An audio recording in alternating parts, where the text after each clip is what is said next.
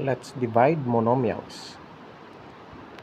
So, divide 6x cubed by 3x. Yan. So, i-divide natin. So, kunin natin yung factors ng 6. So, ano ba yung dalawang number na kung i-multiply ang sagot ay 6? Now, of course, meron ding 3. So, yun ay 3 times 2. 3 times 2 equals 6. And then, x cubed. Ibig sabihin ng x cubed, meron tayong tatlong x na i-multiply. Over. So, bring down. Yan. So, ika-cancel natin yung mga common terms. So, cancel.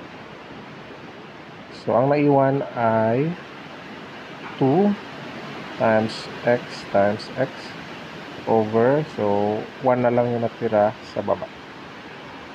And then, for the final answer, 2. So, x times x is equal to x squared. So, meron kasi yan silang 1 plus 1 equals 2. And then, ang denominator ay 1. So, ito na yung ating final answer. Okay, so next naman ay 10x raised to 4y squared over 2xy. So, same process rin. Or, pwede na rin nating i-direkta para maiba naman yung solusyon. So, 10 divided by 2. So, pwede nang i-direct. So, 5 agad yan. 5. So, ibig sabihin 1 na lang dito. Kasi 5 divided by 2. So, ano ba? 10 divided by 2 is 5. And 2 divided by 2 equals 1. So, x raised to 4 divided by x.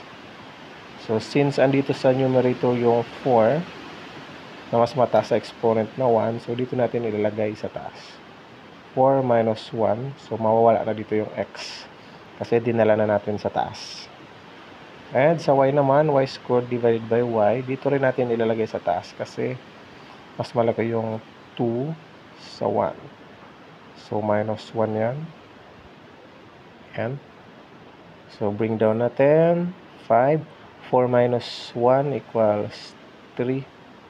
And 2 minus 1 equals 1 over 1. So, ang magiging final answer natin dito ay 5x cubed. So, 1 yung exponent. Di na natin yan nilalagay. And ang denominator ay 1. So, di na rin natin nilalagay. So, yan na yung ating quotient. Dividing monomial to monomial.